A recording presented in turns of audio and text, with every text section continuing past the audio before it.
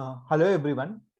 Today I am going to talk about COVID-19 management by Ayur Genomics. So Ayur Genomics is an emerging research area that combines Ayurveda and genomics. How this can be helpful in managing COVID-19? Let's check. So my talk is organized as follows.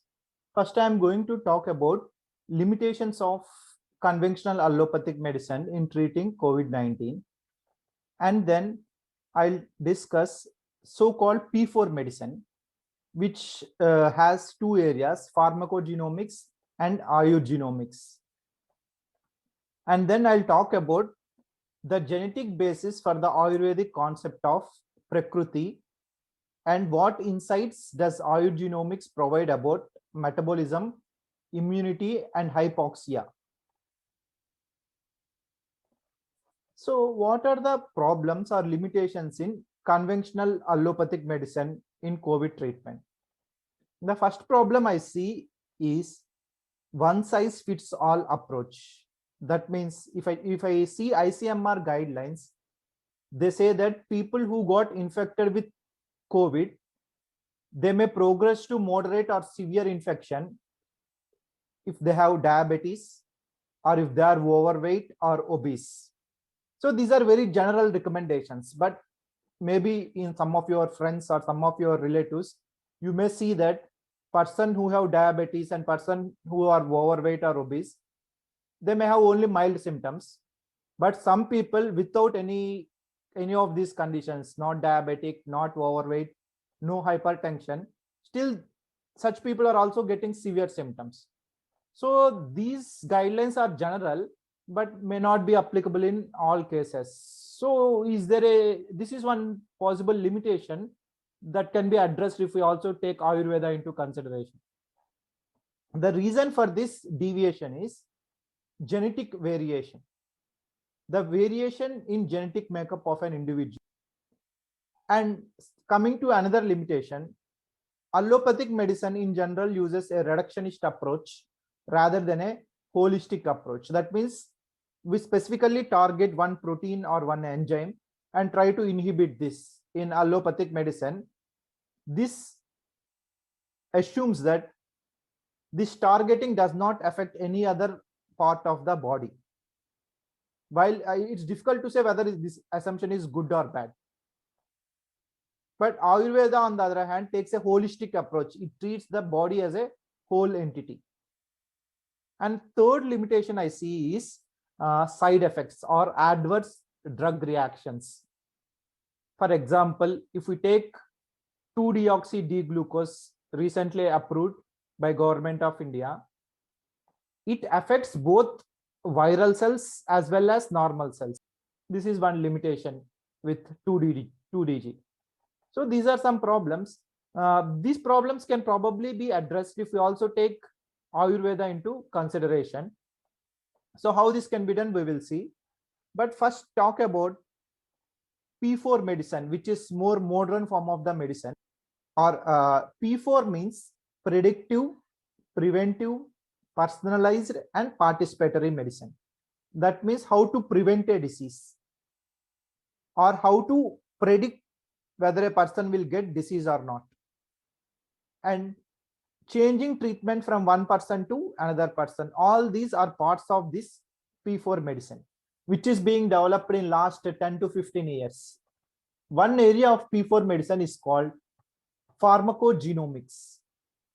So pharmacogenomics says that susceptibility to a disease, that means whether this person will get COVID or not, how susceptible is this person, and response to a drug.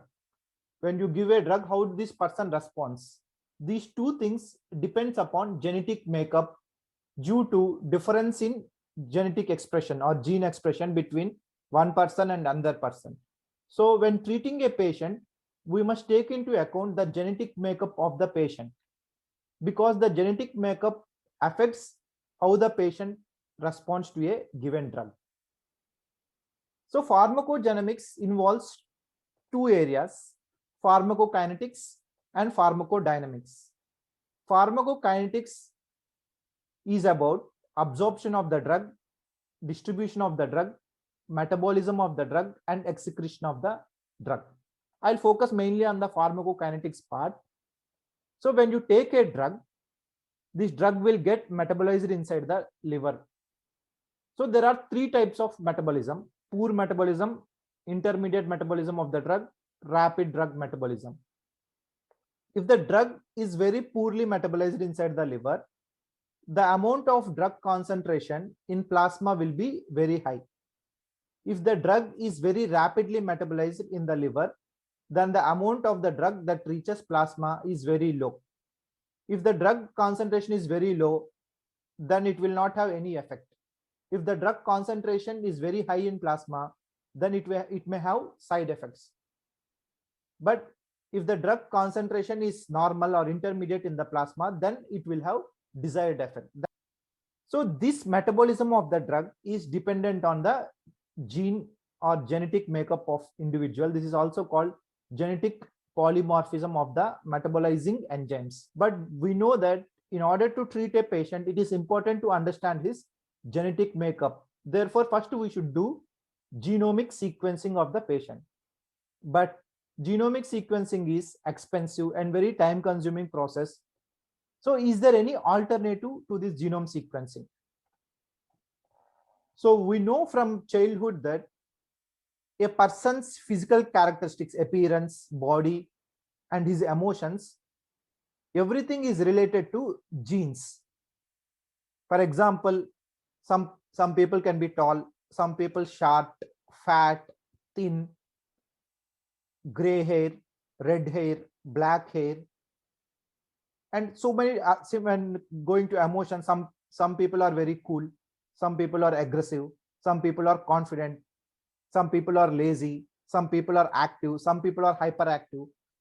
So all these characteristics, physical as well as mental, all these are a consequence of genetic variation.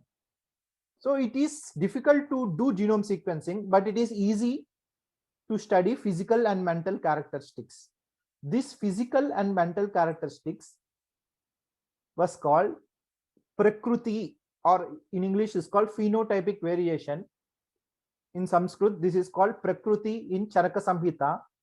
Already in 1500 BC, Charaka, he said that treatment must vary from person to person. In Charaka Samhita, he wrote, Yoga masam tu yo vidya desa kalopapaditam purusham viksha sagneyo vishaguttamaha.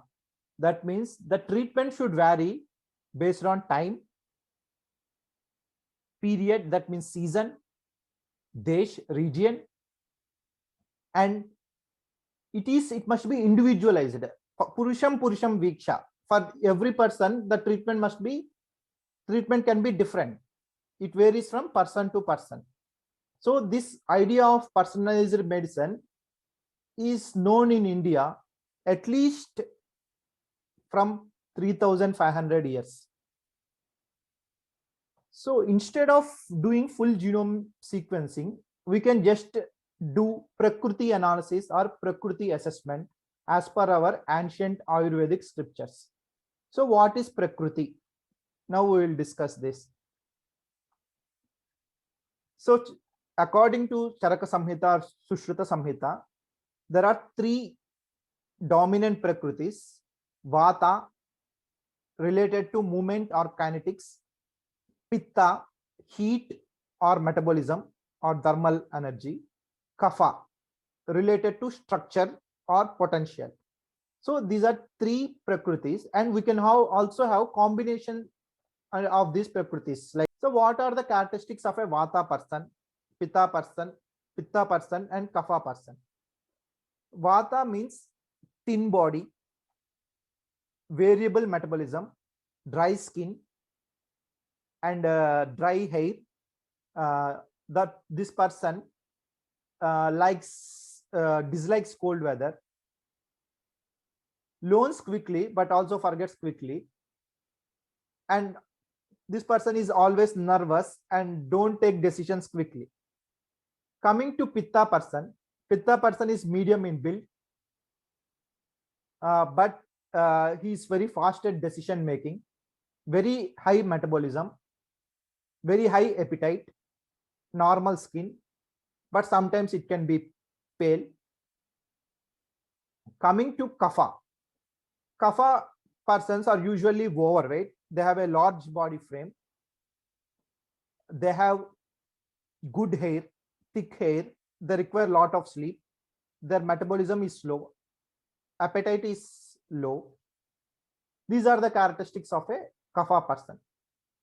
Most of the person will have some mixture of all these characteristics, but some persons have dominant Pitta, dominant Kapha, dominant Vata. Ayurveda says that people who have dominant prakritis are more susceptible to disease. So over the last 10 to 15 years, many researchers are trying to identify a genetic basis for prakriti. That means, is there some genetic difference between different prakritis?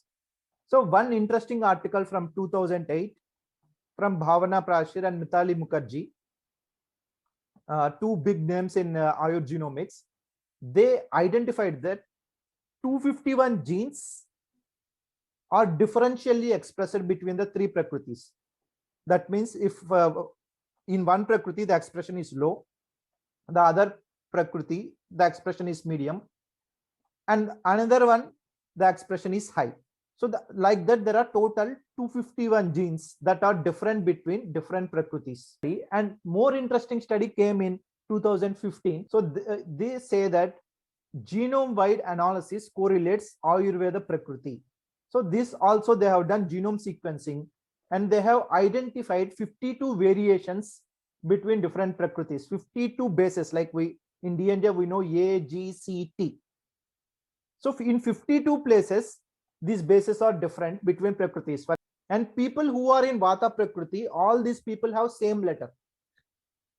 And same is the case with Pitta and Kapha. This is the most interesting thing. And this proved that our old classification of prakriti by Sushruta and Charaka, this is based on genetic makeup of the individual.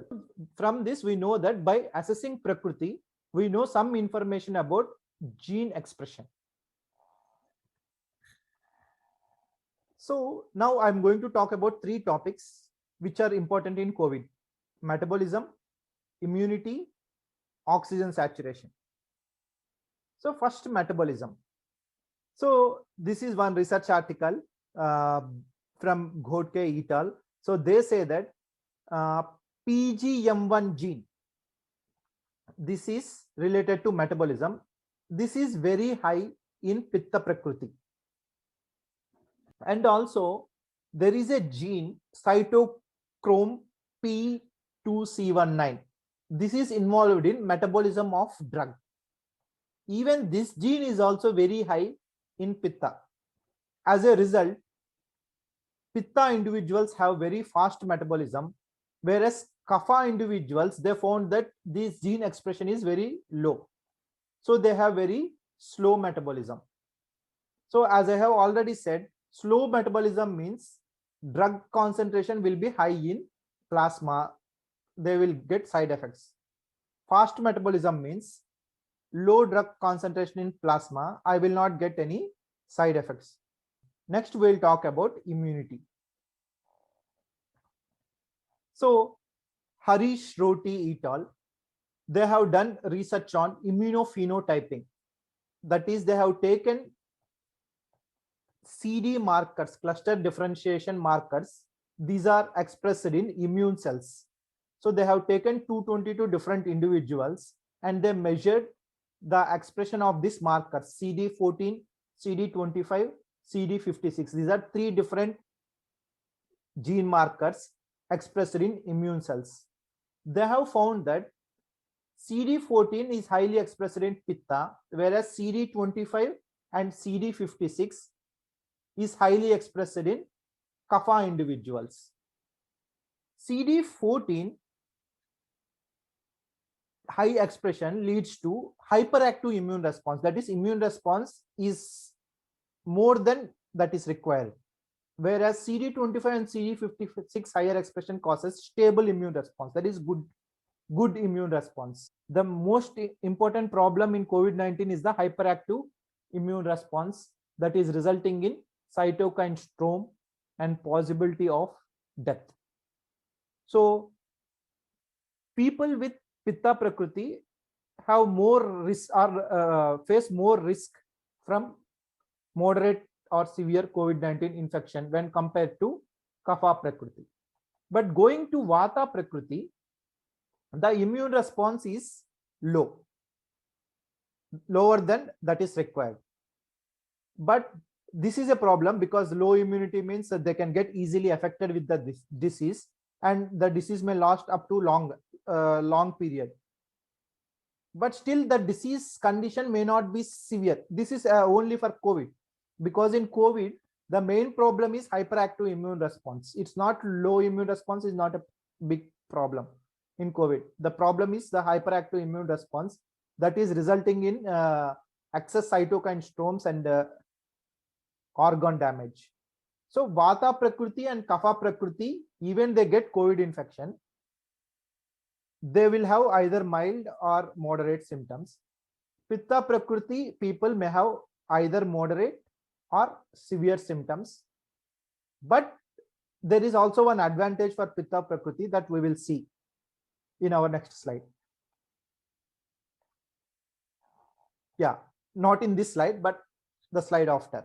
But first we see, is there any relation between metabolism and immunity, and can we predict which people will get moderate or severe infection? As I have already said, Pitta people may get moderate or severe infection because they have very high metabolism.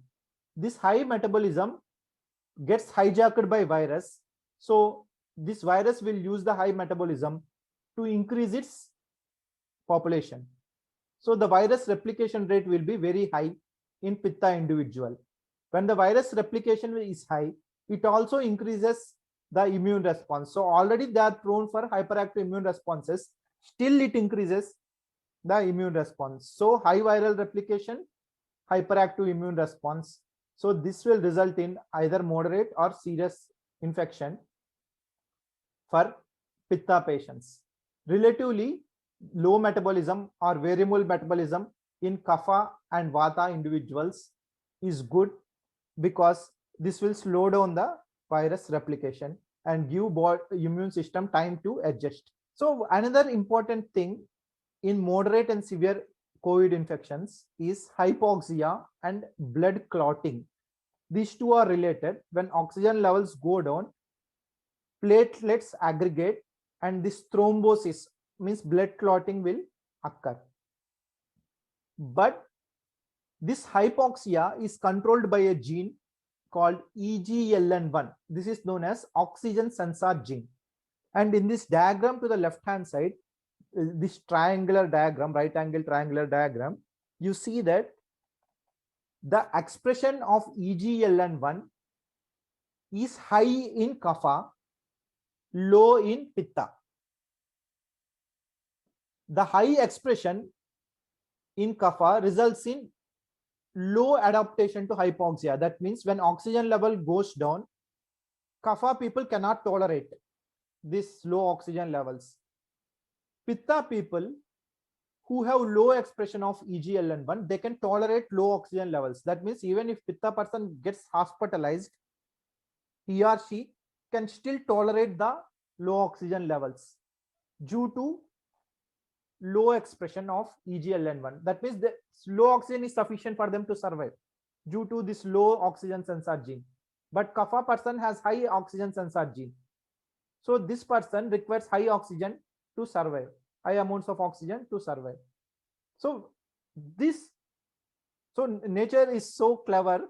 While Pitta person can go to moderate infection, he can cope up with that condition. While Kapha person, very less probable of going to that condition. So if he takes precautions, then this Kapha person need not go to hospital, because in Kapha person the immune system is very stable. Yeah, so any person, either Kapha, Vata or Pitta, if some precautions are taken, then they can avoid moderate and severe infections. And are there any Ayurvedic formulations that can change the expression of these genes? For example, Pitta people are okay. They already have low oxygen sensor. But Kapha people, they have high oxygen sensor. If we can reduce this oxygen sensor, then they will not face any problem when oxygen levels go down. They can manage. So they have found that a herb called Adathoda Vasika, this is called Addasaram in Telugu, this can inhibit expression of EGLN1 gene. For example, if Kapha person takes it, this inhibits the expression of EGLN1, and even if the oxygen level goes down, he or she can cope up, and after some time oxygen level again goes up because his body is resisting this condition of hypoxia. And similarly, there are some other Ayurvedic or herbal formulations. For example, Patanjali has made Coronil, and they have published some research articles on Coronil. They said that in these research articles, Coronil will inhibit viral replication. So therefore, the patient will be able to recover quickly, at least in mild conditions. They have also done some clinical trials and proved it. And recently in Andhra Pradesh, there is something that is going around called Krishnapatnam Anandaya medicine. But one thing we have to see. Already, I know from my mother-in-law and my father-in-law who are staying in Krishnapatnam, they see that Anandaya is giving treatment from 15 to 20 years. So this is traditional knowledge that is coming from so many years. And now most of the people took this medicine and they are very happy. So I'll just present a small hypothesis, but before that, I would like to quote Dr. Mithali Mukherjee, who has done most of this research that I have presented so far. She said that in very recent lecture, families of coronavirus would have existed with humans thousands of years back, when humans started cohabiting with animals.